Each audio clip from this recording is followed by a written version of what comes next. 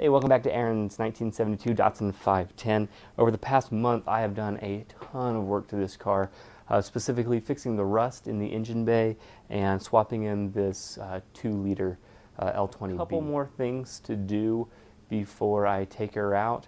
I need to wire up some relays for the electric fans that I need to hook up some wires to the reverse sensor. And finally, I need to close the transmission tunnel and sort of get that cleaned up. So I'll be welding around some carpet, so hopefully I don't start any fires today. Another thing that I would like to do in the next couple weeks, but we'll see whether it happens, is I'm going to install the washer fluid tank back in and then rework all that stuff, so that way I have windshield washers.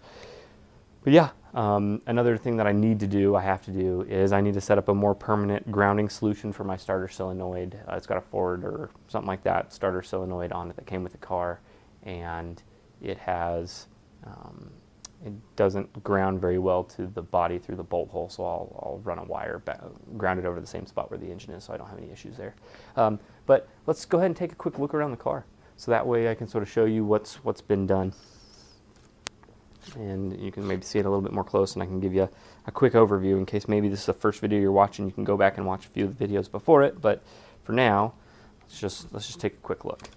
All right, so what we have here is a Weber 3236, a Nissan L20B that was taken from California, or came with the car, but it's from California Datsun. It was already hooked up, everything like that. It actually had the water galleries welded shut, so that way they could surface this. So I drilled out the water galleries. I coated the exhaust manifold. Got a really gnarly cut on this finger for not using proper safety with that. Put in a single points distributor because the dual points was just giving me a whole bunch of issues. Removed the battery tray, moved the battery to the back, to the trunk, and I'll show you that here in a minute. Cleaned up the fuse box. Ended up purchasing a new coil in the throw money at a problem aspect of this build. It didn't fix the problem, and it was too small to fit in this, so I'll probably change that out here to the new one just because it looks a little nicer once I get a smaller cable here. Put my front Datsun emblem on. Look at that. Does that look really nice? Yeah, I think so. So we've cut the hole in the transmission tunnel. You can see that there's a big giant hole there. That's what I'm going to be filling in hopefully today. Taking the keys, going around to the back. Went ahead and installed the battery in the trunk. That way it's nice and solid. It's mounted there and then runs through the cab. I actually ended up getting the wire from like a late 90s Volvo that had the battery in the trunk. That's the wire that I ran through the whole thing, and actually had plenty of extra wire. And so if you're looking to do that, I would suggest just going to a junkyard and grabbing that. It's a 14 plus foot wire, I think, that runs through the whole car and already has nice factory ends on it.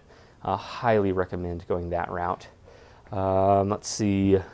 Other things that I did but not in the past month were I've replaced the rear shocks and bled the brakes and replaced the clutch and slave master cylinder, as well as the clutch slave cylinder. But yeah, that's sort of where I'm at with the car. It is, I'm very excited to have her out and run her here in the next few days. But that's sort of a mid-project for now update. Like I said, continue to stay tuned if you'd like. It should be a fun project, and I'm really excited to really put it through its paces now that I've got it timed, everything ready to go. Just got to make sure the cooling's on point before we move on. And if you are watching and you've noticed, please go ahead and enjoy this gorgeous mustache, because this is likely the last day that I'll be having it on. But yeah, thanks for watching. And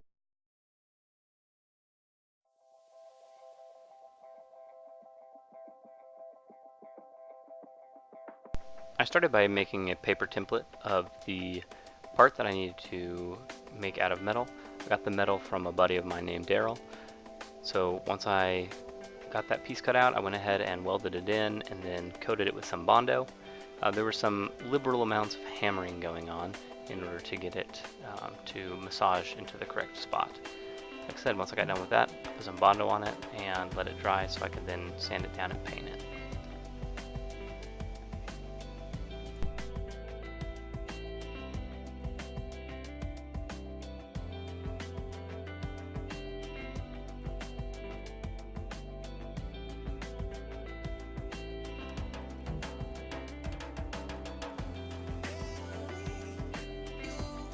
Today I'm going to be taking the old exhaust off and I'm going to be building a new exhaust. So hopefully this goes pretty quickly, but like everything in this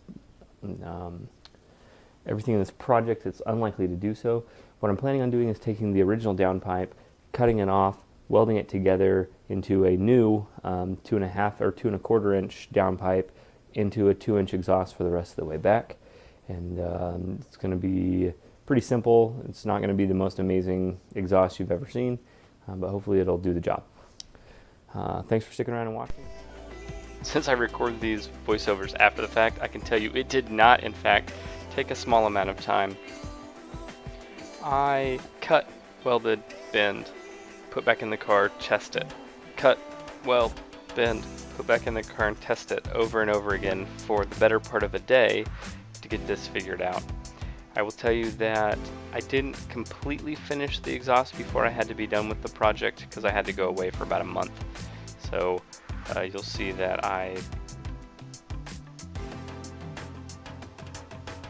worked on this feverishly for the better part of a whole entire day.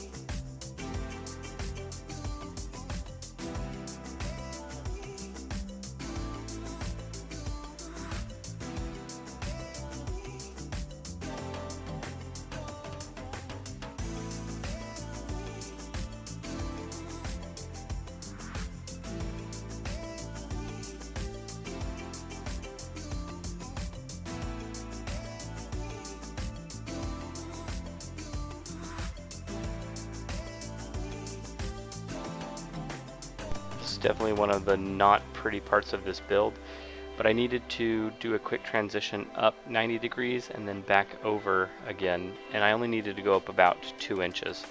So I didn't want to just completely restrict flow, so I ended up making a very large, modified, almost cherry bomb type of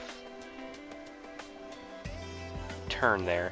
It actually worked out okay, but I never ground down all of the welds that I had in this, so that's one of the things that I have to go back still and do. And I know that there's some pinhole spots where it didn't actually completely seal the weld.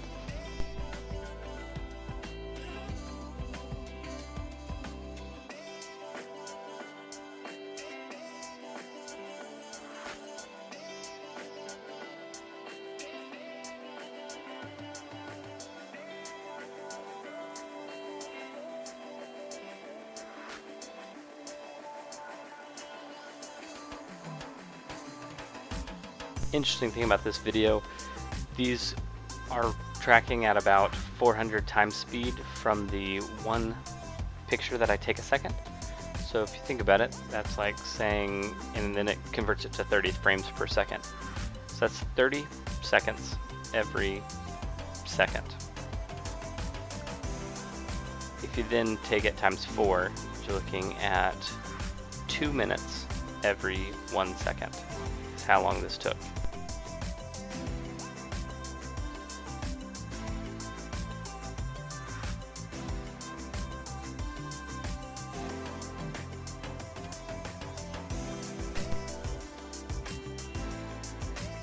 As you can see, we're actually not in the garage right now. I'm going to be taking this relay, as well as a couple other relays, or one other relay, and putting together a relay box for the electric fans. I'm going to actually have some wiring set up for a couple more relays along the way, and The goal is to run at least the fan relays today and get that sort of wired in and ready to go. The point here is to make it all disconnectable, so that way I can easily move on to remove the parts if I need to remove the parts in the future. I got this off of Amazon for about $12 or $14, and the relays were another about $2 a piece. Got a whole bunch of wiring set up, so you'll see a big mess as I plan out and design sort of what I'm going to do, and then we'll go from there. The goal here wasn't to make just a quick wiring job and be done with it, but to have a very clear and concise way that I was going to wire these fans in and run them off of relays. So I took my time, planned out every single wire, every single color, and then went ahead and started soldering everything together. This took quite a bit of time, honestly, for how simple of a job it is, but at the end of this I have a really well put together relay box that will look really good in the engine bay.